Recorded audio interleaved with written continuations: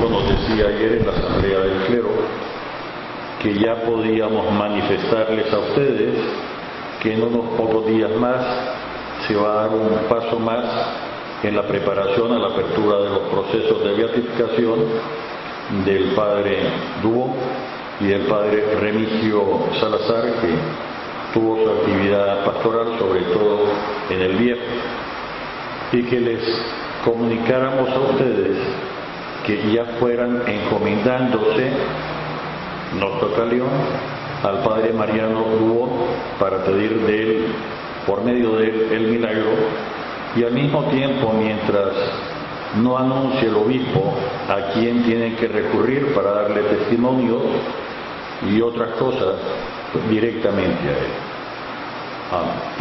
Falta que se nombre lo que se llama muy estrictamente el postulador de la causa, pero ya al señor obispo le ha llegado una serie de fotografías y otros testimonios, por lo cual ha ido constatando que en León está vivo este sentimiento y una especie de veneración al padre Mariano.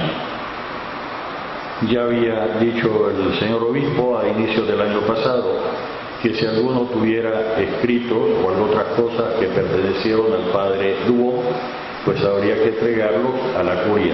No tienen precio.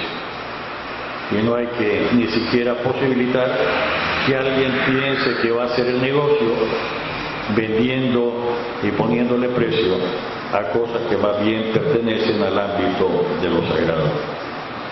Digo, el señor obispo nos dijo que en los próximos días, por los medios, iba a anunciar estos nombramientos y algunas cosas de cómo proceder. Mientras tanto, nosotros que custodiamos los restos mortales del Dúo, que está aquí enterrado al pie del altar, como que nos obliga un poquito más el mantener viva su memoria y vivo su legado para nosotros. Y me disculpan que estamos lavando el templo. Después del 2 de febrero vamos a tener a lo largo de los años una jornada de limpieza, aprovechando la máquina que me regaló mi hermano mayor, que es mía, no es del templo, pero lo mío también está a servicio de la iglesia. Lectura de hoy. Para poder interpretar, entender el mensaje de cualquier parte de la Sagrada Escritura, lo primero que hay que hacer es ubicarlo en el tiempo.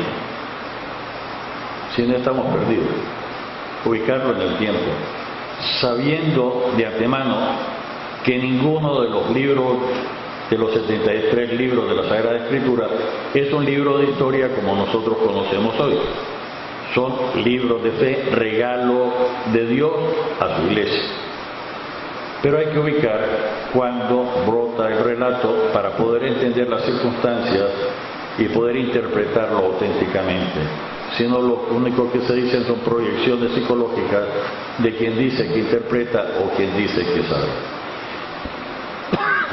En este caso, en este pasaje, es relativamente fácil ubicarlo, no con mucha precisión, pero sí en el tiempo en que nació. Hace una distinción entre lo que es Israel y lo que es Judá, que es una mención a la división del reino que ocurre después de Salomón. En tiempo de David, a duras penas se está unificando el reino. No se puede hablar de dos regiones diferentes. Por lo tanto, esta mención nos dice que este relato es posterior a Salomón. Es interesante saberlo porque cuando tenemos mayor lejanía de los hechos, en el relato como que ya se le agregan algunas interpretaciones y si se guarda en la memoria es para transmitir una enseñanza. Luego lo ubicamos acá. Nos dice que se le ocurre a David hacer un censo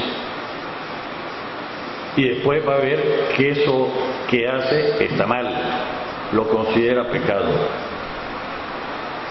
Y con la ingenuidad nos tendríamos que decir, entonces los censos son pecaminosos. No, ni mucho menos. Ni mucho menos. Hay otra relación a censo en la Sagrada Escritura, precisamente en el censo que manda hacer el César Augusto, que es en la coyuntura que sirve al Señor para que José se traslade de Nazaret a la ciudad de David, que es Belén, y nazca Jesús, según la profecía, en la ciudad de David. Y no nos dice la Sagrada Escritura que es pecaminoso. ¿Dónde puede estar el pecado de David? Si leemos, y no analizándolo con lupa, nos damos cuenta que los resultados del censo que le dan a David, y por qué no decirlo, los números están exageraditos. Lo que le interesaba conocer es cuántas personas había hábiles para la guerra.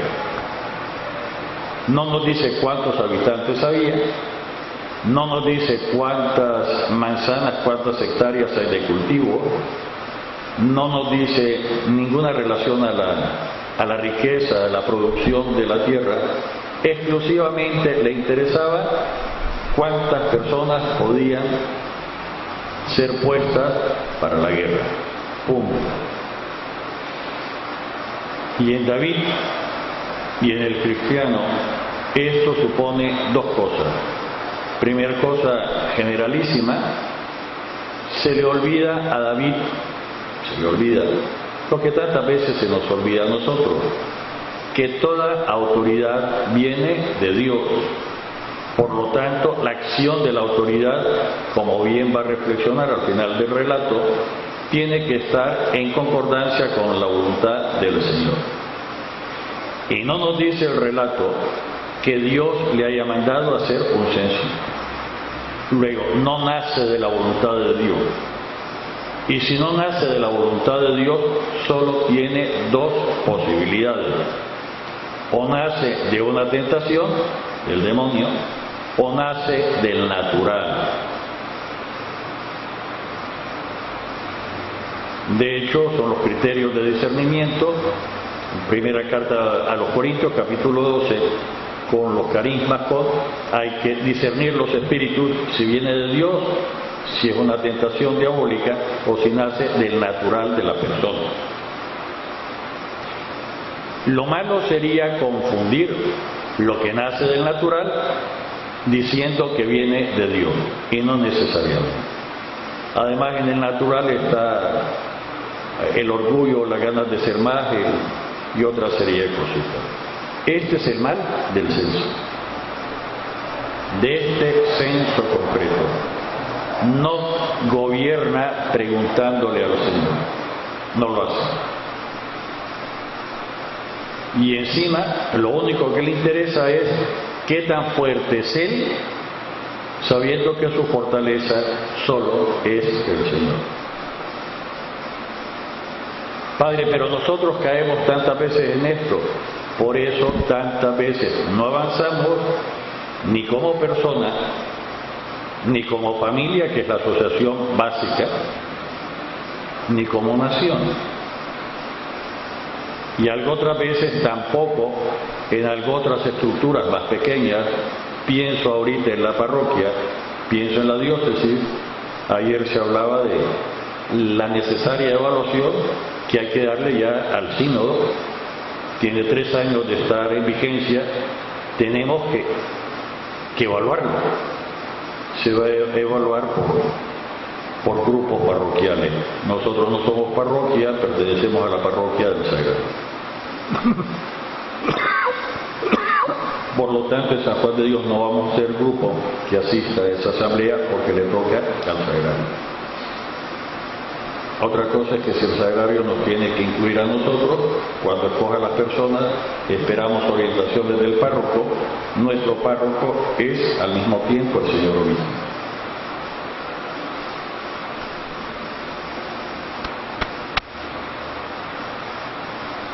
Padre, pero si yo tengo que hacer por lo menos una vez al día un examen de conciencia. Y un examen de conciencia no es otra cosa más que una evaluación, si quieren, una verificación, si quieren llamarle así, de lo que he hecho contrastado con los 10 mandamientos. Y no basta quedarme, yo no robo, yo no mato, y yo no tengo, como hacen algunos, y soy tan anciano que ya no tengo ni siquiera tentaciones de cuestiones sexuales. Tenemos que evaluar cómo hemos hecho el día. Si hemos puesto al Señor primero y por encima de todas las cosas, nuestra oración de hoy, de inicio de la misa, y si hemos intentado querer a los demás, por lo menos como nos queremos a nosotros mismos. Lo perfecto sería tratar al otro como si el otro fuera la propia persona de Jesucristo. Y si alguno piensa que exagero, le recuerdo el capítulo 25 de San Mateo: porque tuve hambre, porque tuve sed, porque estuve desnudo, porque estuve enfermo, porque estuve encarcelado. Y la pregunta: ¿cuándo te vimos así y te ayudamos? ¿O cuándo te vimos así y no te ayudamos? Y la respuesta: todas las veces que lo hicieron o que lo dejaron de hacer, con uno de estos, a mí me lo hicieron o a mí me lo dejaron de hacer. Padre, no basta tratarlo al otro como me gustaría que me trataran a mí. No basta. Ya es un avance, pero no es la meta suprema del actuar del cristiano. Nuestro actuar del cristiano tendría que ser no solo el reconocer en la otra persona la imagen impresa por Dios en la creación, sino que incluso al que he bautizado, reconocerlo como templo viviente de la Trinidad de Dios, más aún como que si fuera el propio Jesucristo. Padre, si eso es así, significa que no solo me habla Dios a través de la palabra escrita, no solo te habla a través de la palabra escrita, te puede hablar perfectamente por cualquier persona, más allá de la intencionalidad de la persona. Y aunque la persona esté sucia, y aunque la persona sea loquita, o que sea un borracho, que sea un drogadicto, en su palabra en la que exprese, te puede hablar Dios y te puede hacer ver un algo que tenés que hacer o un defecto que tenés que corregir.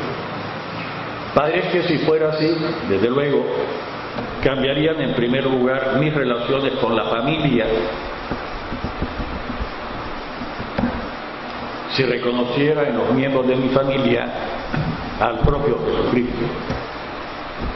Cambiarían, desde luego, mis relaciones con las otras personas, independientemente de lo que haga. Y cambiaría radicalmente mis planes y mis proyectos. Padre, ¿sería eso suficiente para transformar el mundo? Sí. Padre, pero eso es muy difícil, no se preocupe, para el hombre es imposible, pero para Dios nada es imposible. Y no basta solo en reconocer en la otra persona a la imagen o a la persona misma de Jesucristo, sino tratarlo como que si fuera Jesucristo. No estoy exagerando. Pues bien, seguimos adelante.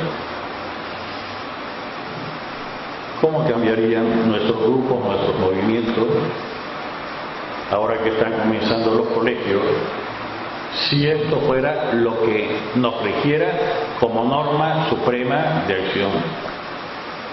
Ay, Padre, pero yo leí por ahí que la norma suprema de acción del cristiano es el amor. ¿Y qué cosa es el amor? Amarnos con el mismo amor con que Jesucristo nos amó. Esto que decimos un poquito más desmenuzado. Pues bien, no termina David de mandar a hacer el censo. Cuando se arrepiente se da cuenta que metió la pata. Sin embargo, no lo detiene. ¿Por qué no lo detiene? A lo mejor por orgullo, A lo mejor por eso que algunas veces decimos nosotros, no puedo andar cambiando porque voy a perder autoridad. Si mi autoridad viene de Dios. Y la grandeza de mi autoridad y la fortaleza de mi autoridad es que yo soy instrumento del Señor. Padre, ¿está equivocado? Ni mucho menos. Ni mucho menos. Miren, yo cuando mando a mi sacristán a hacer una cosa, le digo, acordate que vos me representás, si te tratan mal, me tratan mal a mí. Estoy parafraseando al mismo tiempo alguna escena del Evangelio.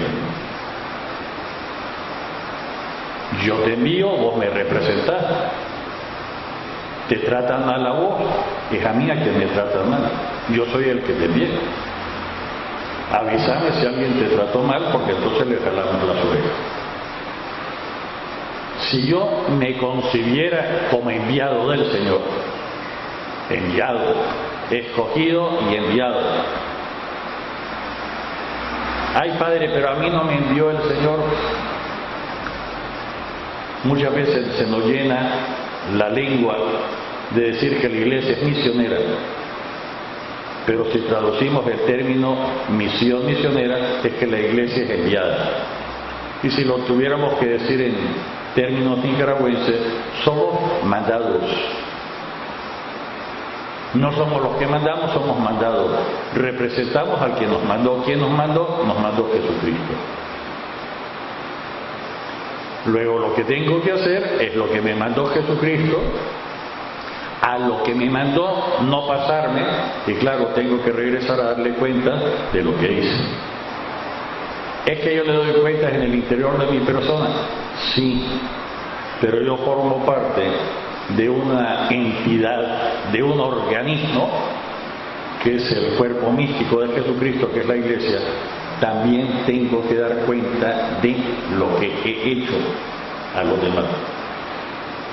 Y como tantas veces metemos las extremidades, Dios es tan cuidadoso con nosotros que los pecados no los tenemos que decir en público.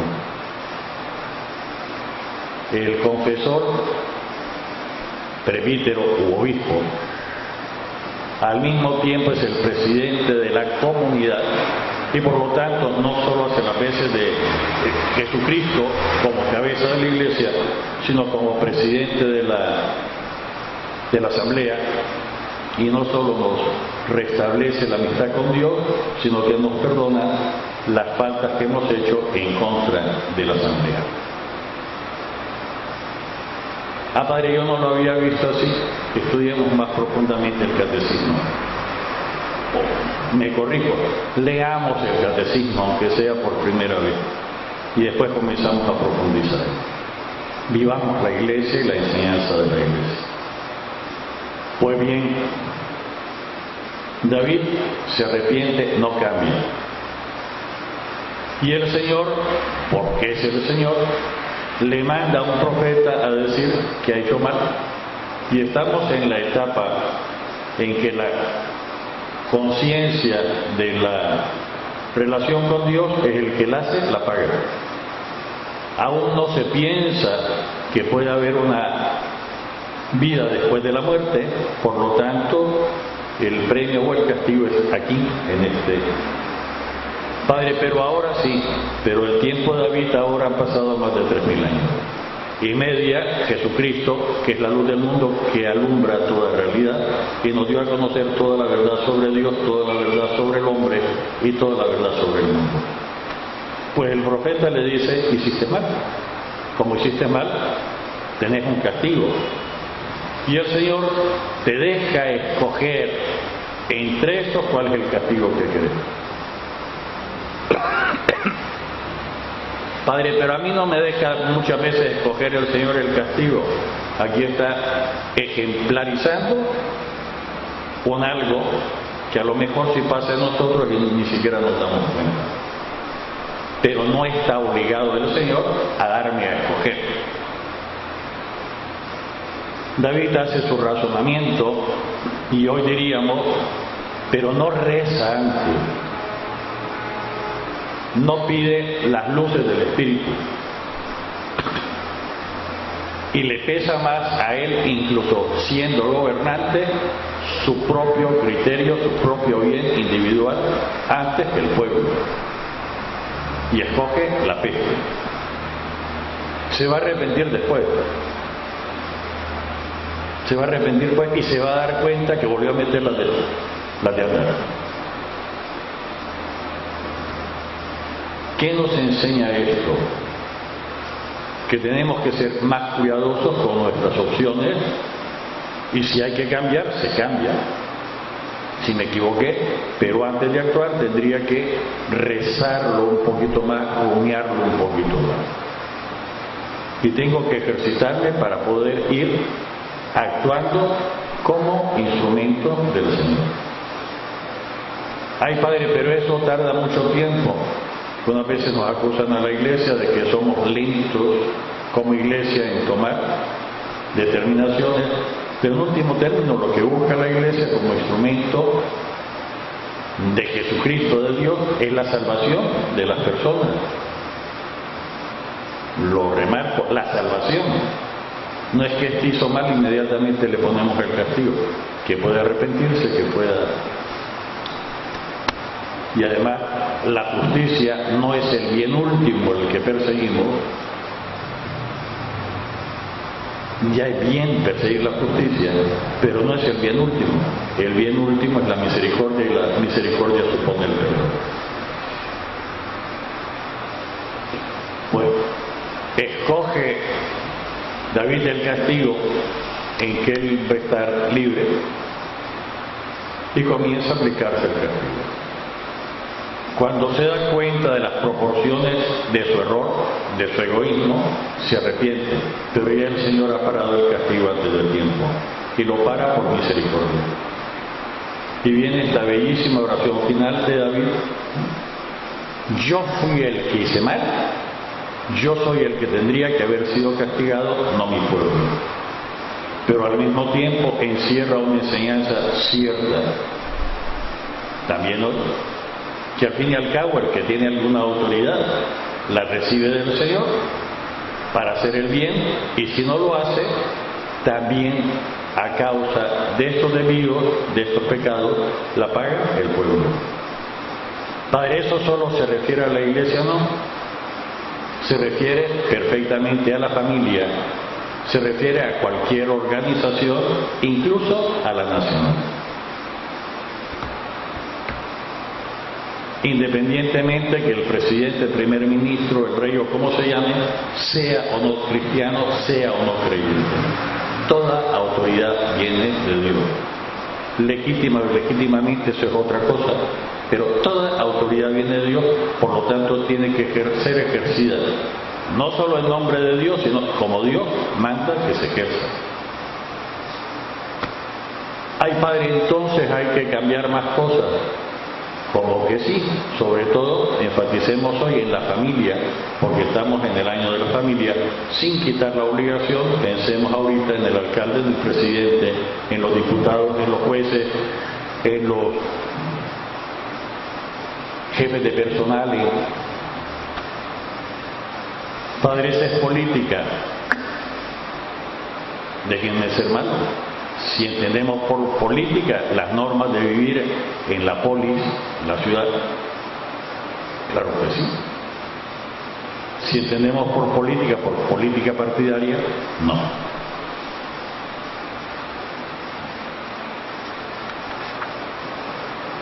El salmo responsorial bellísimo que hemos repetido: perdóname, Señor, y pecado. Perdona, Señor, nuestros pecados. Y es en plural, porque de los pecados cometidos, como afectan a los demás, tenemos que pedir también como colectivo perdón. Además que hay pecados que los comete el colectivo. Está tomado del Salmo 31. En el Evangelio, bellísimo Evangelio, raro si quiere para algunos, tomado de Marcos. Caballito de batalla para algunos, pero tengan en cuenta que lo estamos leyendo en español. Marcos lo tenemos en griego, algunos suponen que hubo un Marcos aramaico. En todo caso, estamos traduciendo una forma de pensar. Y no es justo que interpretemos esta forma de pensar según nuestros criterios. Tenemos que ponernos en la cultura en que se pronuncia. Y en Israel y en hebreo no hay un término exacto para distinguir lo que es hermano de sangre, del mismo papá, de la misma mamá, de la misma tribu e incluso del mismo pueblo de Israel. Y los que se extrañen y piensen que esto es un cuento de camino, en Nicaragua nosotros algunas veces le decimos hermano a alguien que no es ni siquiera pariente. Y las mujeres dirán hermana, ni siquiera pariente. ¿Y por qué le decimos hermano? Porque lo asimilamos. Hermanos, tanto tiempo no ver, pero ¿son hijos del mismo papá? No. ¿Son hijos de la misma mamá? No. ¿Son parientes? No. Pero usamos el término hermano por una cercanía de afinidad, de cariño. Y algunas veces decimos es que se quieren como que si fueran hermanos en la relación. Además que solemos distinguir entre primos hermanos, dobles primos hermanos y una serie de cositas por el estilo, para que no crean que es un cuento. Cuando nos dice los hermanos del Señor y comienza a enunciar algunos de estos que enuncia, en otra parte del Evangelio sabemos quién es el papá y la mamá, y no son María y José.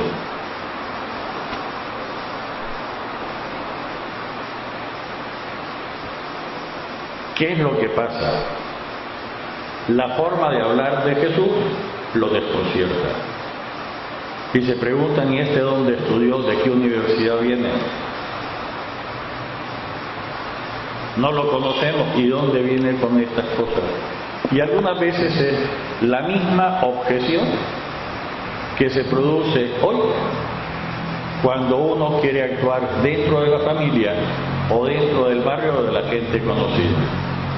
Si te conocemos hasta los diapers y los pañales, ¿qué nos vas a venir a decir? Solemos decir. ¿Y por qué nos hablas si vos también tenés un montón de fallas como que si fueras perfecto? Decimos algo muy similar a ello. ¿Por qué? Porque nos repugna cambiar. Y déjenme decirlo, falla nuestra. Al fin y al cabo, estamos teñidos, y además casi a muerte, de un cierto malinchismo. Padre, ¿qué significa? Nuestra cultura es tremendamente malinchista y lo tendríamos que corregir. Si tenemos que escoger en algo nacional o algo extranjero, escogemos lo extranjero porque pensamos que tiene que ser mejor. ¿O no es cierto? Si nos viene alguien, basta que hable rarito para que lo prefiramos a cualquiera nacional. Y lo seguimos repitiendo a lo largo de toda la historia. Eso, en lenguaje normal, se llama malinchismo por doña Marina la Malinche, que era la esposa de Cortés,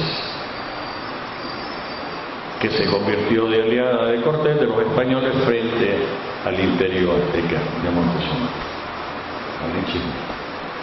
Tendríamos que conocerlo para poderlo superar. Lo que no se asume no se redime. Tendríamos que teñir, si quieren, del chauvinismo. El chauvinismo es preferir lo propio. Hay una frase de Lenin: lo nuestro es mejor, o por lo menos es nuestro. Padre, pero si Lenin era marxista, sí, pero si tenemos que hacer correctivos de donde vengan, que por cierto fue utilizado en un país cercano como propaganda de sus productos. Y Jesús les dijo: todos honran a un profeta, menos los de su tierra, sus parientes y los de su casa. Y qué fácil y qué tentación es ser luz de la calle y oscuridad de la casa. No se preocupen, ya la dificultad la tuvo Jesús. Es una constante de nuestra naturaleza humana. Y nos dice que no pudo hacer ningún milagro porque no había fe. Y se extrañaba de la incredulidad de las personas. Cuando algunas veces, y buen consejo de buenas personas: padre, es que para atraer más gente usted tiene que hacer es que tú no. En la iglesia de Dios, quien atrae, quien cambia, es el Espíritu Santo. Todos los demás somos instrumentos para tocar a la puerta de las personas, para que la persona se ceda al Espíritu Santo. Padre, ¿qué es lo que está diciendo pues? Y no tendría que extrañarlo, hablo de San Juan de Dios y hablo desde la ciudad de León, que en la iglesia tengamos especialidades. Si nosotros fuéramos una parroquia, San Juan de Dios, que no lo es, y si el templo más cercano estuviera a 5 o 6 kilómetros, el templo más cercano lo tenemos a 70 horas. Y catedral está a 300 metros, 200, y tenemos laborío. Luego podemos especializar algún templo en alguna cosa específica para que el que desea pueda obtener lo que busca. Padre, pero es que no. Nadie se extraña que va al médico y el médico le dice: no, vos necesitas ir a un especialista. Y nadie dice que el médico no sirve. ¿Por qué le van a pedir a la iglesia y por qué no van a pedir a los curas que seamos especialistas en todo? También en la iglesia de Dios hay especialidades. Se acaba de nombrar al nuevo exorcista de la diócesis. Es una especialidad, un cargo y una función especializada. Tenemos datos para repensar las lecturas de hoy, contrastar nuestra existencia, ver que aún nos hace falta muchísimo y terminar diciéndole al Señor: Señor, ayúdanos, que no damos aún el nivel. En el nombre del Padre, del Hijo y del Espíritu Santo. Amén.